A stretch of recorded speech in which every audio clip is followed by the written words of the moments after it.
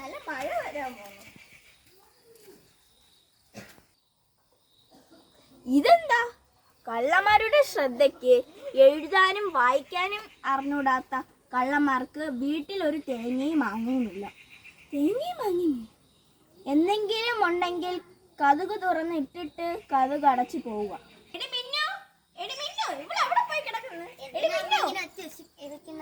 ഇതെന്താ എഴുതിയിരിക്കുന്നത്? അമ്മയ്ക്ക് വായിക്കുന്നറിയാലോ, വായിച്ചൂതേ.